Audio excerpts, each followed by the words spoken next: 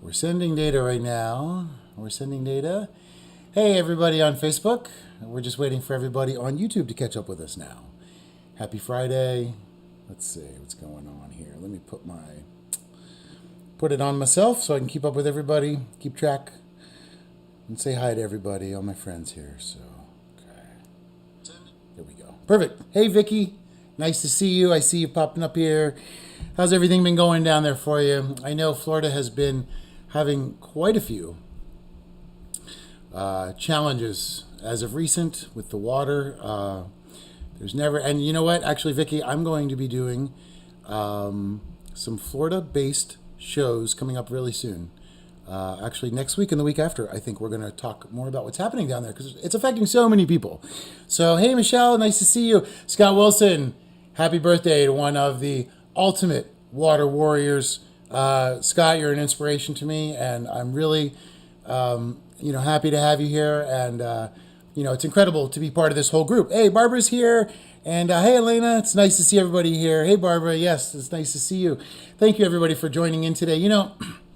Today we're going to let this catch up real fast. But you know what? Today, everything is so crazy. And I know that we're all bombarded by very serious news, very challenging news, and very often very bad news, especially over the last few months. But as in the spirit of the conservation conversation, we always think about moving forward. And so today we're actually going to focus on the good news because we can make a difference. And I know I always talk about revolution through routine, how you can change the world without leaving your house. And it's working. We can put pressures on companies, both, to change their products, to change the way they do business, and everything else that we need in order to preserve our access to clean water forever. So today, we're going to look at actually very positive stories, and I'm really excited. So I'm glad everybody is here today. And as I always say, it's our world. Let's talk about it.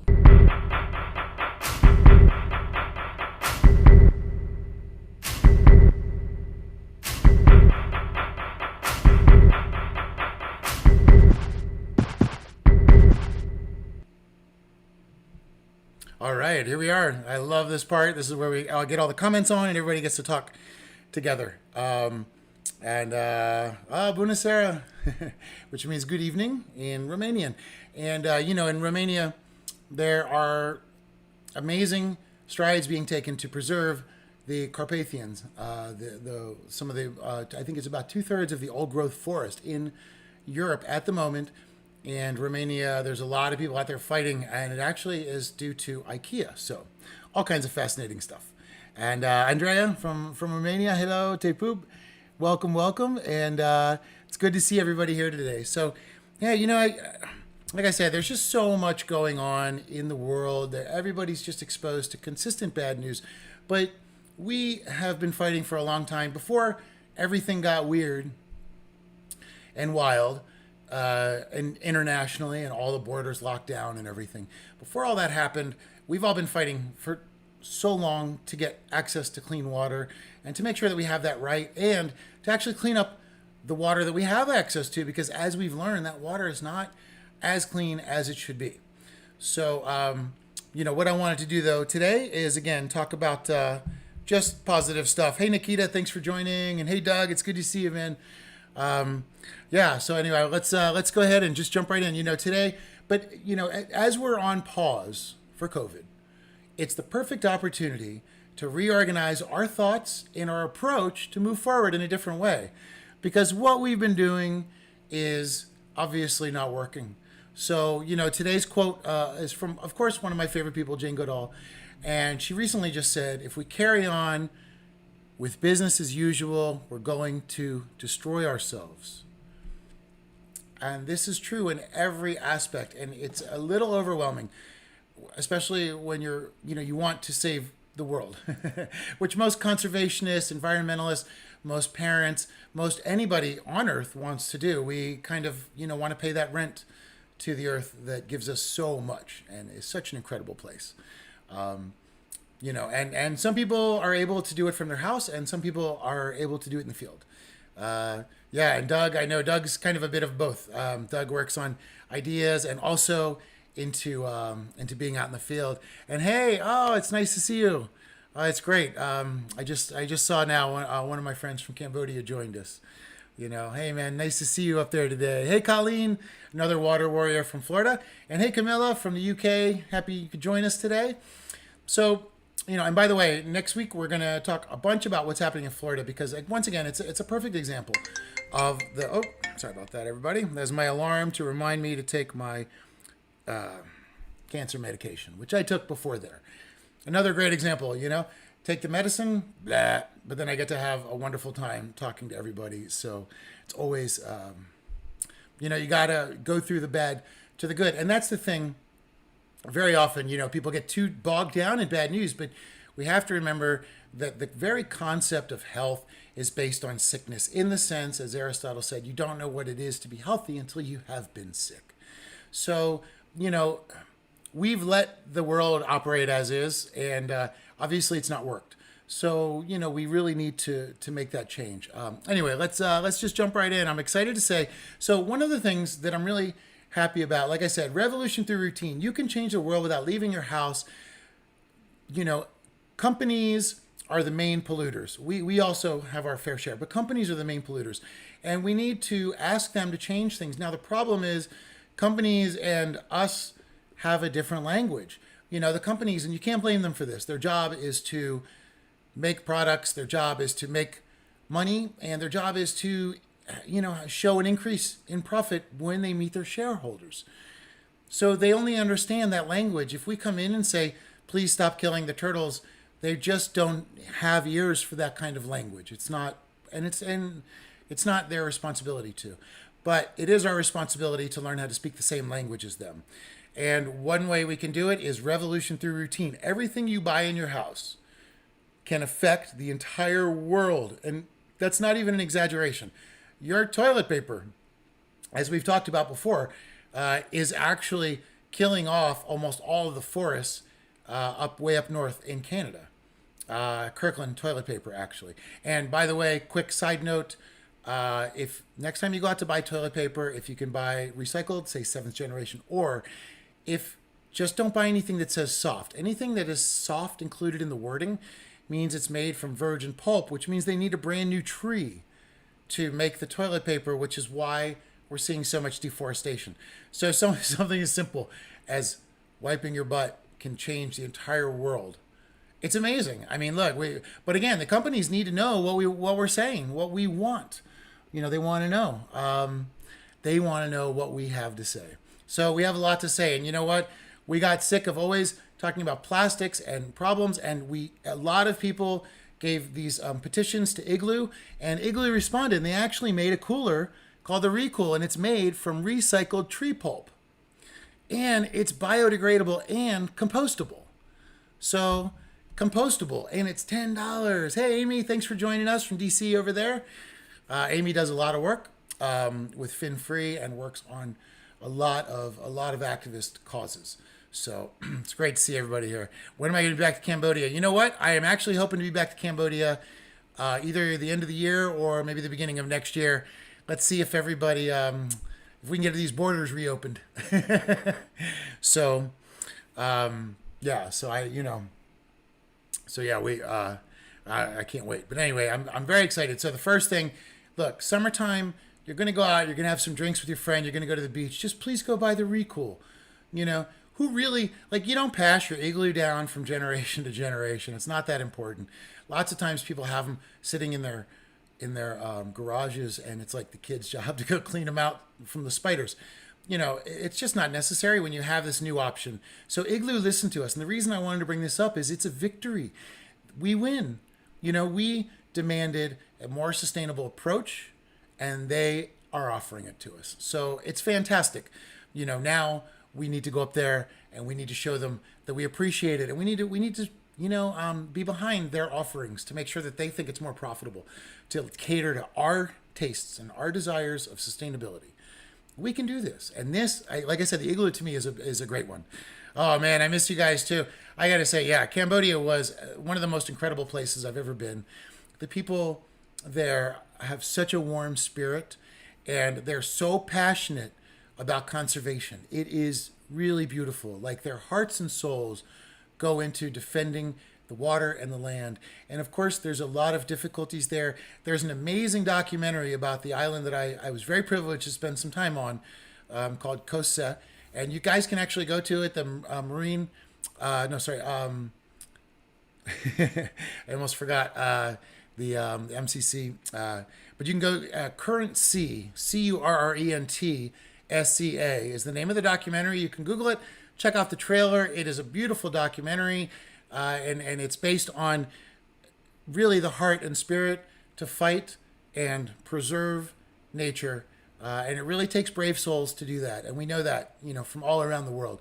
So, and today we're talking about victories all around the world. So Cambodia is actually a wonderful example of that victory. And yes, thank you, Doug. Sometimes on my medicines, I do forget things, everybody. Marine Conservation Cambodia. Incredible. Marine Conservation Cambodia. Go check them out. I got to spend some time on that island helping them protect the local MPAs. And believe me when I tell you that it is 100% a model of what I think every NGO should be. And they're inventive, they're caring, they try to solve the problems for the local fishermen as well as conserve the MPAs. And so it's a dualistic approach that's very, very incredible. And we don't see it quite enough. And these guys are absolutely some of my absolute favorite conservationists around the world. And again, the movie's called Current Sea. Current Sea. Play on the words.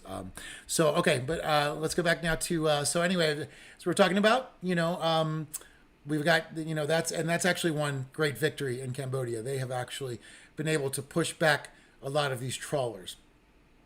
I was hoping to get somebody from there on the show, but with the time, it can usually be very difficult. But I'm still working on it.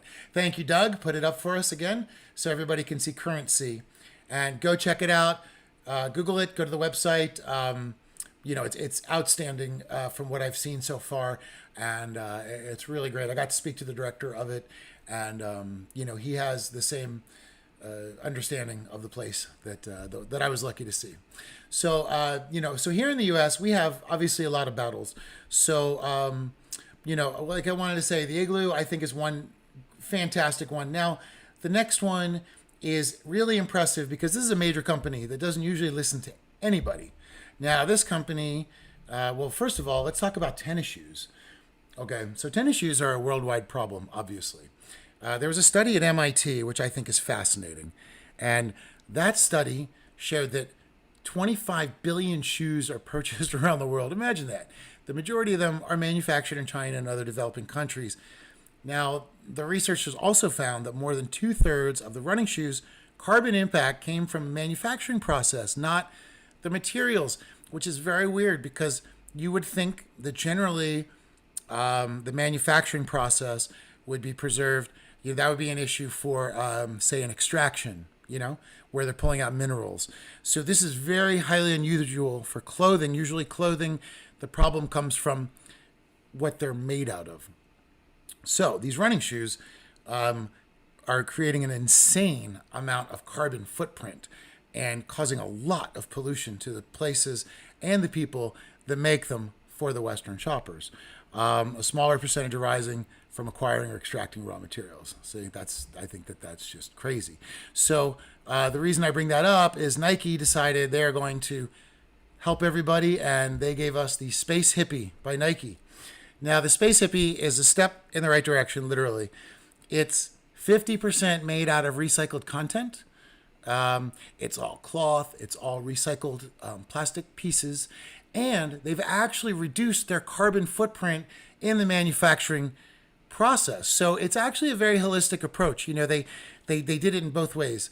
They did material conservation and they did air pollution conservation. So I really think it's cool. I didn't really hear about them before. I know a lot of friends that collect sneakers, but there we go. Nike has listened. And again, this is what's important. We have to remember revolution through routine can work because we are so many people. And if we just buy what we think will help sustain the earth and we buy out of that, these companies do adapt. And it's really beautiful to see. And if you can get Igloo and Nike to listen to us, we can get a multitude of other businesses to listen to. This is the beginning of the change. like all changes, it's sort of I think a balance, and you just take one piece of sand and you put it to the other side. Pete Seeger described it as that once. There's like a little pile of sand on the balance. You just take one piece and you move it over, and it's going to take forever, but eventually the other side's going to have all the pieces of sand, and that's when change happens. So we are in that process, and it's really cool to see. I mean, Nike, they've never listened to us. So Bruce Coleman, yes, vote with your dollar. Bruce, absolutely agree. Andrea had no idea about this. Yeah, I was really surprised. It's super cool, and they do. They look really cool, like Andrea says. So we can.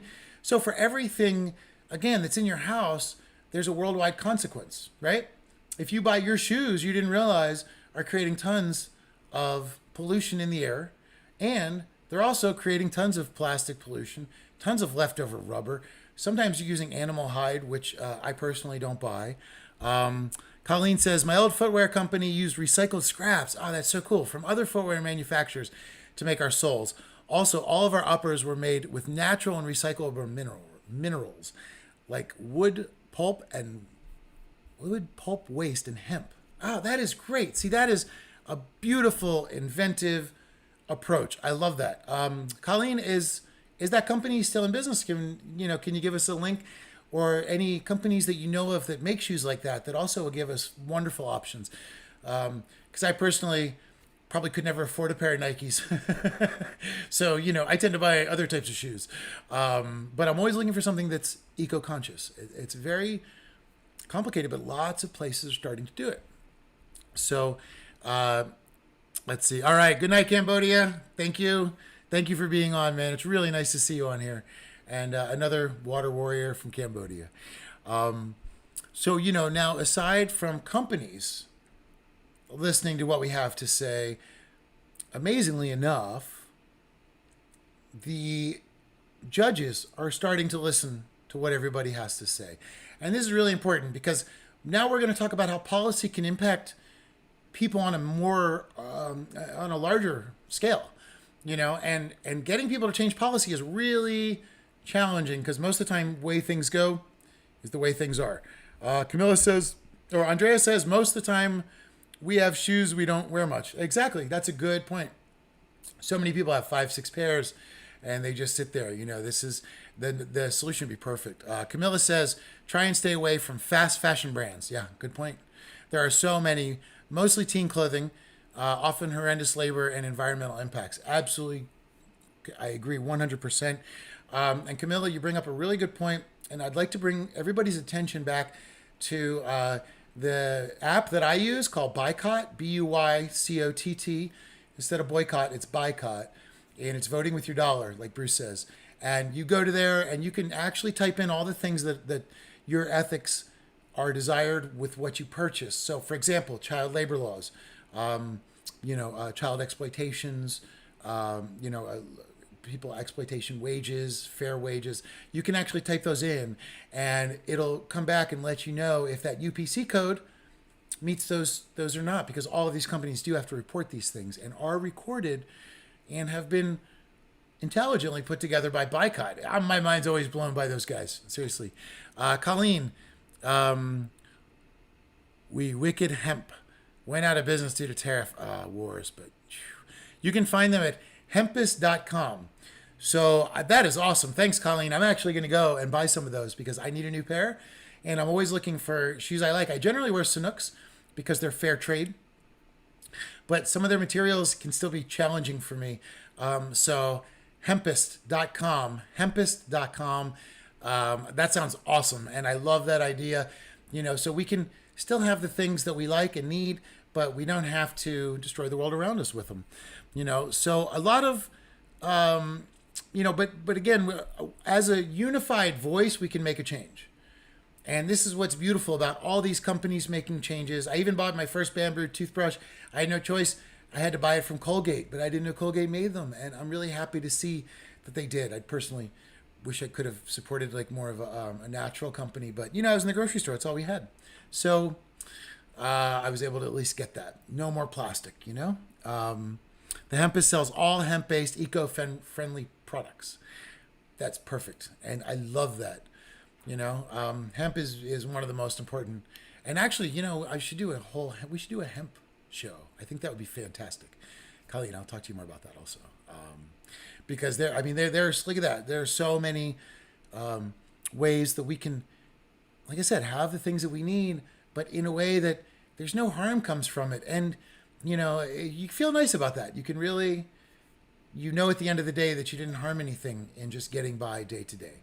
So, now we've had, okay, awesome. Yeah. All right. It's on. I can't wait. Yeah. We're going to talk about that. I would love to do that. Because it's an important thing. And, I learned in Romania, it also used to be an open crop. And that crop was a very good crop for everybody out in the country. And they used it for clothing. They used it for everything, incredible. And we all have to remember, too, that it was used as medicine here in the country and still is as CBD, which I take every day to help me with my spasms. And I love it. If you haven't tried CBD, let me know, and I'll get you like a discount way that you can check out the first one. I just personally recommend it. Like, it's one of the best things in the world, and it just naturally will help heal you. And it's really important. We're all out trying to heal the world, but we have to remember to heal ourselves too, because we're the ones out there, and the world is us. We're all tied together, and if we're all sick and running around sick, we're not going to be able to heal the world or change healing the world. Colleen says hemp is nature's miracle crop. Yes, over 100,000 uses and cleans the soil it grows in. See, it's perfect. And I heard rumors that it might be being allowed to be grown in Florida soon. So now, when we all, like I said, and it'd be great is if we could start to force all of our clothing companies to give us an option to give us an option that we can have hemp clothing. Would be perfect. Now, one of the major victories, when we're talking about eco victories, we cannot go without talking about the Dakota Access Pipeline, where the judge recently ruled that they have to be shut down by August 5th. Now, I know this will get redone, but this is a massive victory because it came at the exact time as the victory for the Atlantic Coast Pipeline. I don't even know if everyone knows there was an Atlantic Coast Pipeline that was proposed, but it would have, right through there, cut through West Virginia, down through North Carolina, and then bled out to the areas that would lead out to the Chesapeake Bay and Atlantic Ocean. So Javier, good to see you here. Yes, so we had the two. So again, the Dakota Access, the Standing Rock Sioux Tribe. Congratulations, you all have been fighting for years. They have been tear gassed. They have been attacked. They have been assaulted. They've been killed to stand up for the land. And this is a massive victory. And victory was actually bought with blood. And hats off to everybody that was there. Hats off to everyone that could support them, because this is how things happen. And that's the passion that I find worldwide. I find this passion with everybody. We're reaching a critical time now where everybody understands the importance. And so Dakota Access, gone. Atlantic Coast Pipeline, gone. Keystone XL, gone. Beautiful thing about this is with the Keystone XL, they stopped their a very important permit they needed. Now, but what they did, though, to do this is the judge actually canceled what's called a Nationwide Permit 12, which was a concept to streamline and get everybody drilling. So the NWP 12 is a general permit under the Clean Water Act, and it acts as a loophole, and it allows excessive toxic authorized discharges.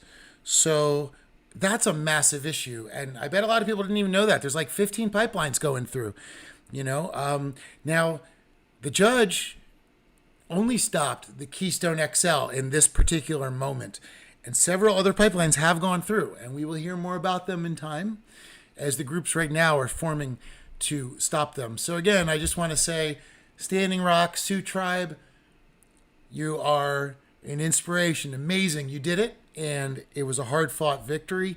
It also came with the Atlantic Coast Pipeline that most people never heard of.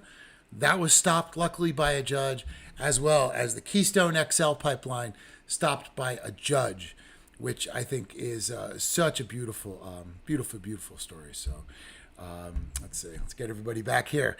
And Hey, yeah, massive victory, says Vicky. Absolutely. Hey, Dirk, nice to see you on here. Hey, Hannah, thanks for joining. Um, so we're seeing now that people's voices can be heard. So we can be heard both economically, right, with what we buy. And that's how Igloo listened to it. Nike, you guys got Nike to listen to us. And that is incredible. I know everybody's been pressuring Coca Cola to stop using plastics. They're one of the next ones we can get. But if we can get Nike, why can't we get Coca Cola to change? This is an amazing victory. And I think, they're so rare in conservation and environmentalism. Most of the courts and laws are designed to keep these businesses rolling. But we are the ones that throw our bodies in the gears, and we have to make those changes sometimes. It just has to happen. And it's a very important time because we are now doing that as a group, as a world. We're speaking up, and the voice is being heard. And what's great is, hey, Paula, thanks for joining. Now the other thing is like we go back to the Jane Goodall quote that really started us off, which is if we carry on with business as usual, we're going to destroy ourselves. Now, that goes to the products we buy. It also goes to, what we were just talking about now, with changes in stopping these pipelines and stopping this exploitation of natural resources that will eventually end up poisoning us. And the third part of it are other countries trying really experimental things. So in South Korea, they've actually determined that by next year they want to have solar panels on all public buildings and 1 million homes, which I think is so cool. And what they've also done is they added this 20-mile stretch of solar panels on top of this. It's a bicycle path in the middle of the freeway. I know everyone in LA is like, what? I would never ride that bicycle path. But that's already there. You take an underground tunnel and you get to it, and then you ride the bicycle path. So what they did was they just topped it with solar panels. And they have a goal, like an idea to generate 35% of all of their electricity completely from renewables and get rid of natural gas and fracking and all that horrible stuff. Get rid of the oil industry. Get rid of all those dinosaur things. And I think it's very forward thinking and very, very impressive. Then we have, amazingly enough, Air France. And this is all brand new news. So we have a wonderful week to celebrate. Air France announced on Thursday that it was joining Transavia, Malaysia Airlines, Norwegian, Cebu Pacific, Fly Dubai, and Atlas Air in implementing Open Airlines SkyBreath system for its flights. Now, what the SkyBreath does is, hey, Hannah, thank you for joining. SkyBreath is an AI program that allows them to completely track the efficiency of every moment of the flight through the black box. Yeah, cool, huh? And this new partnership will help Air France slash their emission level by 50%, which is incredible. Now, some people might say, well, that's impossible, blah, blah, blah, blah, blah. Whatever, they're doing it. Everybody's trying to find a new way forward. Back to Jane Goodall. We have to find a new way forward. The way that we thought up until 5 months ago, it no longer is applicable to what we have going on in our world. It's a very, very crazy thing. So more things that I think are wonderful changes. Just this week also, another victory. Grizzly bears, finally. Now, they're an endangered species. And I found in Rome they have the same problem, where what they're trying to do is preserve them through hunting. And what they're saying is, we have a low number. You now have to pay us to come in and hunt. And this is the model they use in a lot of South Africa. And the problem is, with the grizzlies, we can stop this before they start that model. We don't need that model. But recently, they reversed the Endangered Species Act about the grizzly bears and allowed them to be hunted. Just this week, the judge reversed it. Yes, wonderful victory for the grizzlies here. So, and this was in Yellowstone, actually, where they were planning to go hunt these grizzlies. And they're endangered. I mean, this is not... I believe there's 2,000 left out of 50,000, and they live in very small, specific 6 areas up in the Northwest. In the grizzly, that's all that they have. In Romania has the largest population of grizzly bears, but also the most amount hunted. So they are also trying to find ways to find a peaceful resolution. And the environmental groups like Greenpeace are saying, please just protect them. And the government's trying to make money, saying, well, but if they hunted them and they were, then some money. So this is very often the problem with the Endangered Species Act, is that it, unintended consequence, puts a very high price tag on an animal.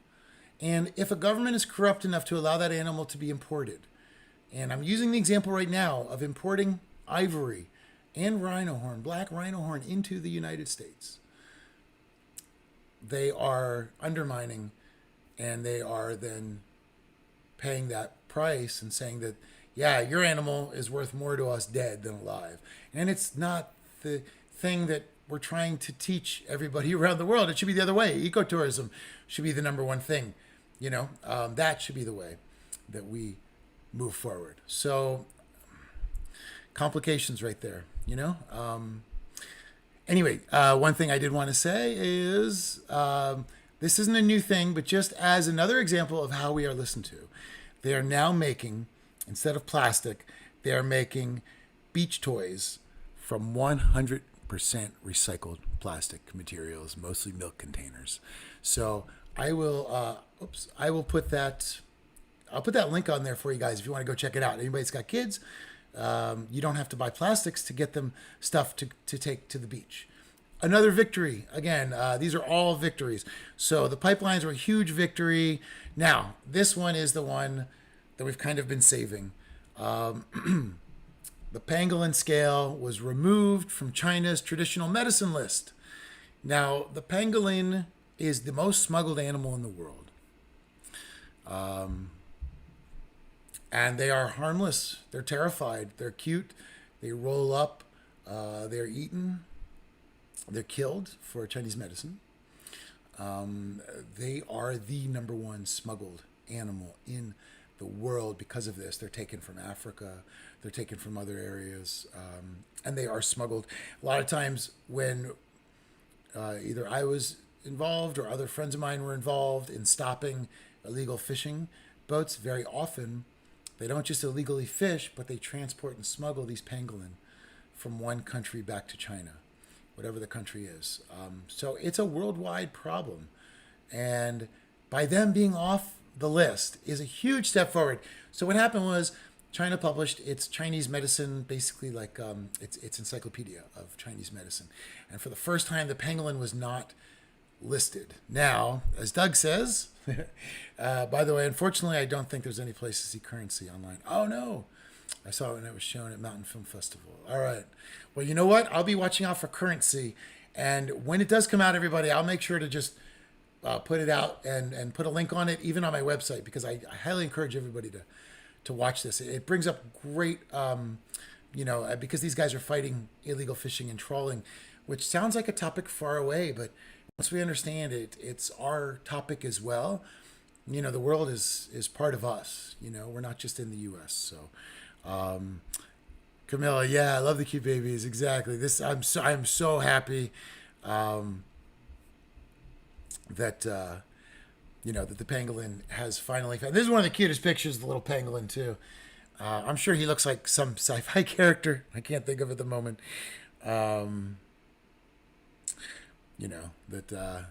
But yeah, so this is just a lot of victories. And the reason that we're focused on that today is because we don't talk about victories enough, and we have to hold on to them.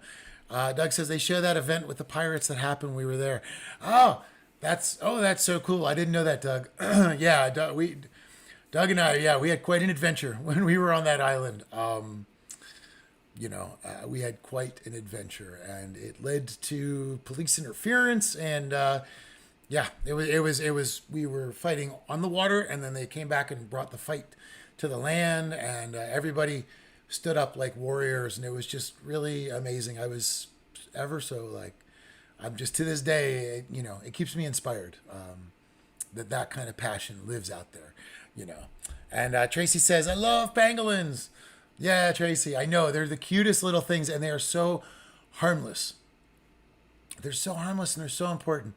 And thank goodness, I do think that, I think often Chinese medicine can be overly easily demonized. So I don't want to make it a cultural thing, but I do want to say they do have some recipes that obviously a lot of us would not be comfortable with. And the problem is it creates a demand. Like, for example, when I was in Cambodia, I went out for a night on a ship, and these guys were crab fishermen, and we went out on the ship, and it was crazy because we're out there in the middle of the night, and there's no, I mean, the ship is just flat, so we're all sleeping on the flat surface, and the trawlers are out, and they're like, these guys are worried because the trawlers try to hit them at night and bust their ships. A lot of people get killed out, and these are the poor people. These are the ones that maybe will get 50 cents a crab. Excuse me. Now, they found 3 seahorses that night, and they hung them in a noose and hung them to the side of the boat, where they were slowly dying, gasping to breathe, with a noose around their neck, each one individually tied up by a rubber band noose to add insult to injury. And we were so torn up, and we were able to talk them into letting us buy them. But they said to us, listen, they're worth $5 a piece for Chinese medicine. So that's a direct example of how an unintended consequence can bleed into our lives and what is happening in our waters. And you can't, I mean, look, these guys are very broke. They're very poor. They're feeding their families. Poverty, I think, is one of the situations that we need to address if we are ever planning on cleaning up our planet or saving animals. Very often it's a result of poverty, and because only through that absolute poverty do you end up having that necessity, and you really cannot blame people that are surviving. And that's why holding companies accountable, I think, is a better approach, because they are the ones that have the money and the ability to change the things that are offered to us on everyday levels, and we can make it happen, And Erica says, thanks for speaking of the good things in life. Yeah, Erica, of course. I see you have a K in your name also. That's awesome. I don't see that very often. So, and again, everything, we have to remain positive, because you have to remember that we've been battling for changes, and we're seeing them. And this particular 2 weeks has been a huge blitz of wonderful news. So I know there's always things that can be a little hectic and crazy, but let's just remember that what we're doing is working. You're not going to see it on the news, and you're not going to really see it too often. You're probably not going to see any memes about it either, but it's working, and it's working. And we can see that because our options are changing. There's even things like avocado-made mattresses. Everything is changing over. So it's a perfect time and a wonderful time for us in this pause button we have right now on all of our societies to think about how we can move forward sustainably, without having to just continue this single-use consumer lifestyle that we started in the 50s. It's not that old. We think it's been around forever because we were born with it, but it's not that old. People in the 30s didn't have a single-use life. They were still farming and eating things and farm to table, and they were still concerned with their resources. What always blew me away when I was in the Asian countries, especially in Vietnam, was when you go to these markets and they bring, say, 10 pounds of corn. And I think to myself, how do they know that that's what they need? But they know because they feed their people, their community, their village, their area. They know how much people eat. And that's something beautiful about that's been lost in our food system. Our food system that broke down recently, and suddenly everyone's starving, and then there's all this other food like potatoes and stuff, and because the system's not working, nobody's able to eat, and it's just absurd. So we need to find new ways moving forward, I think. And today I hope was an inspiration for everybody, because it was really exciting for me to see that these changes can be made, are being made, and are well within our reach. And I'd love to know what's happening in everybody's areas as well. Because I know that everybody's fighting some kind of a thing here. Brett, so on point, brother. Thank you for positive perspective. Thank you, Brett. Appreciate that, man. Look, it's like I said, goes back to the Aristotle idea, right? You only know when it's healthy if you've been sick. So we've had a sick environment, we've had sick waterways, we've had a sick country, we've had a country embellished in all kinds of sicknesses, not including COVID, but thinking back on all the heart diseases and things that we have as a way of our being, you know. It's to just take, and we're finding this new beautiful connection, and you know, even if us old people aren't necessarily on board, it's okay, because the kids are seeing it, and the kids are doing it, and the kids are making the change, and they're starting to understand that we are all connected. And if we understand we're all connected, we understand we have one voice. And if we have one voice, we understand that voice is bigger than any company, even if it's a Fortune 500 company. It's just a company. You know, it can change, and it can change, and it will change if we all put our dollars and speak the language of the company. You know, again, they don't have sympathy or empathy or anything. That's not their job.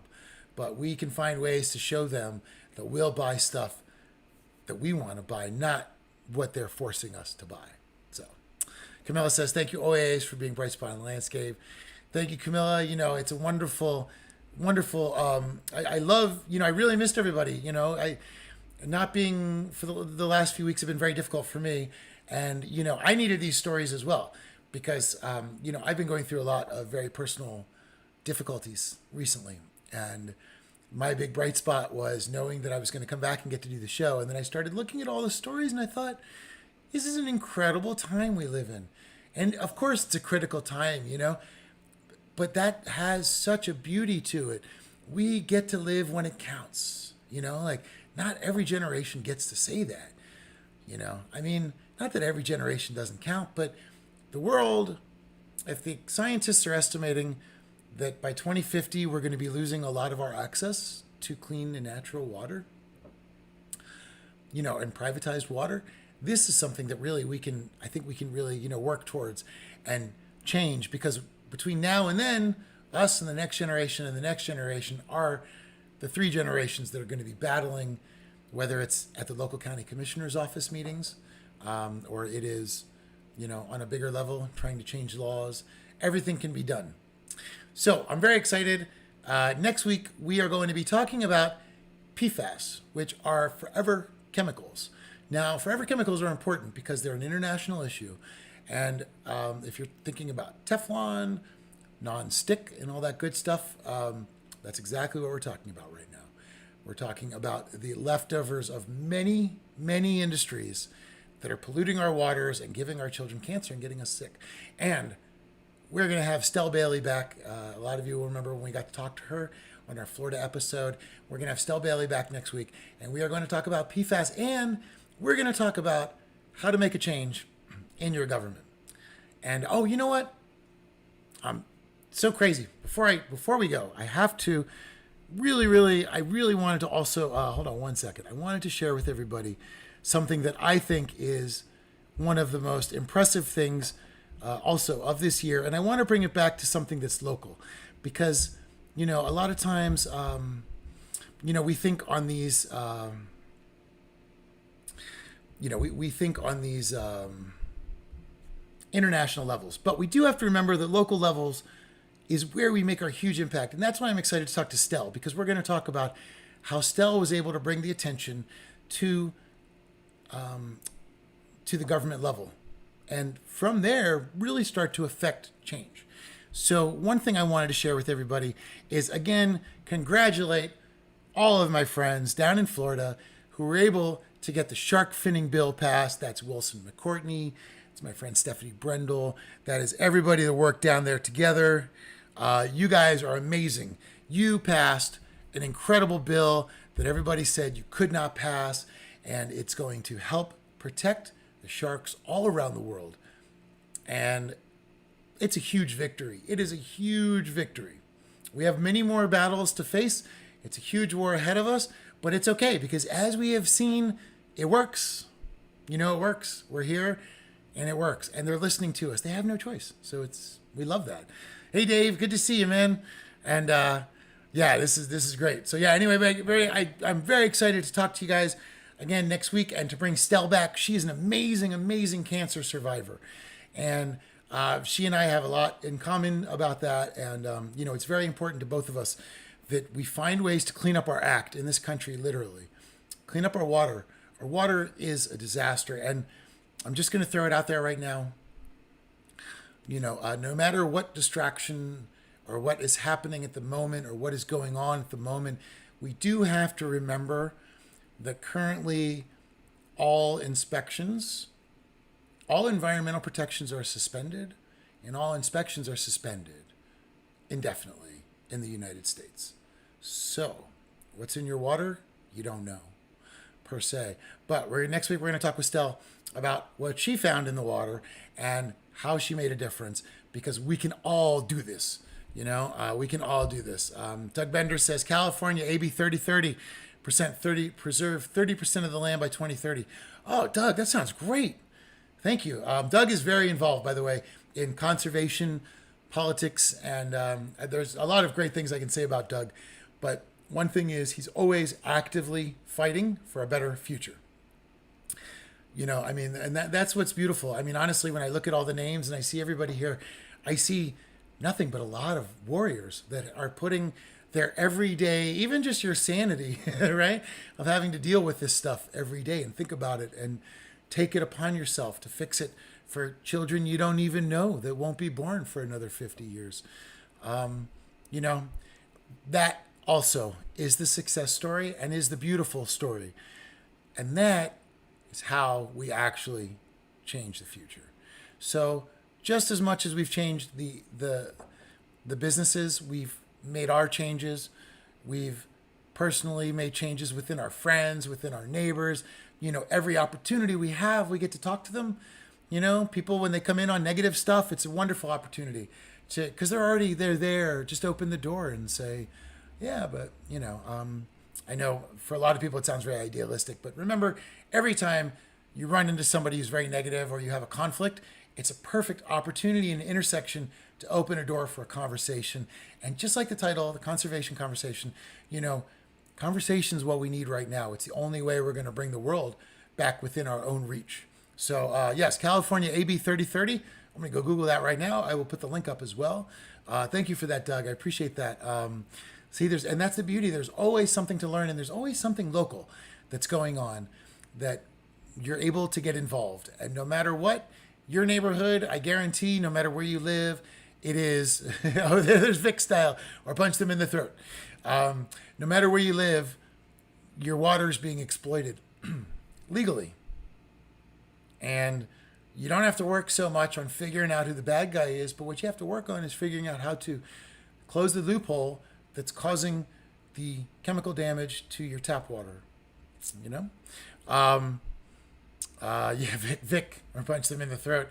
Vic, I want to have you on too, because Vic does a lot. He's got a lot of energy, and he's just out there always fighting for a better tomorrow. Vic's kind of a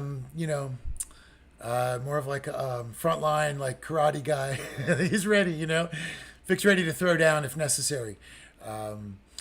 So that's why I love talking to him all the time. But his passion is unrivaled, and I know Vic, because of your son, and you really brought into focus the future. And I know that you are working on tons of projects right now, and I love that. And yeah, exactly. Vic's trying to stay low profile. Doug says, pass Assembly and Senate. If you live in California, call your state senator. That's fantastic. Okay, thanks, Doug. I'll definitely put that out if in any way, and I'm going to call them as soon as I get off the show, actually. Now, and that reminds me, too. I did want to say, everybody, I'm very excited. Look, next week, there's a lot of very fascinating, when you travel, you get to see this wonderful mirror to your own culture and to your own approach to life. And when I was ever working on my anti-logging project in Romania, I got to be exposed to a lot of aspects to the culture there. So I've made some conservation conversation projects, and I'm going to be airing them next week. I'm very excited. I hope you guys like them. They may just sound like nonsense. A lot of them were done with jet lag, but I found aspects of their culture taught me a lot about my own, and even offer new solutions. And that's the thing, is when you look at other cultures, you learn new solutions. Look at Air France and their approach. It's fantastic. We haven't joined it yet, but maybe we can. Look at Seoul. I mean, South Korea's approach is beautiful. We haven't got there yet. Maybe we can. There are interesting approaches internationally with different minds, different ideas approaching everything. And I think that there's some really good things we can come out of there. And oh, I also wanted to mention to you guys real fast. We're going to head out. I'm excited to announce that I've been doing some more work with the guys at Peace Vision, and I've talked to them about a couple more topics. And I'm actually working with them right now on a project that you guys will all see pretty soon, actually, as well as a couple more podcasts. And I'm really excited because I get to do environmental reporting for them. So, but you know what? It's sunny out there. The lockdown is lifting for us. And next week we're going to be in Romania, and then Friday we'll talk to Stell. The week after we are going to be just out live and doing live episodes from the field, talking about different topics, and then special guest coming up after that week as well. So I can't wait to catch up with you guys more. Thank you everybody for being here. Remember, even though it's not going to be picked up by your news channel, there's nothing but good news in the eco world right now, and everything that's bad news is just an opportunity for us to brag about having some good news down the future. So we can do it. We've done it. There's no question in our minds. So I love it. And I love being part of this team with everybody. Thank you so much, guys, for being here. As always, just my favorite part of the day. So thanks for being back. And like I said, if you run into a conflict with somebody, remember, it's a wonderful opening to walk into a conversation. So anyway, you guys all take care, and I will see you all next week. Have a wonderful Friday. Have a wonderful weekend. Find some peace. Find some happiness. Center yourselves. Enjoy. And just, remember, like I said, we've got many battles ahead, but it's okay because we have many victories under our belt. All right, it's our world. Let's talk about it. Thanks, everybody. See you soon.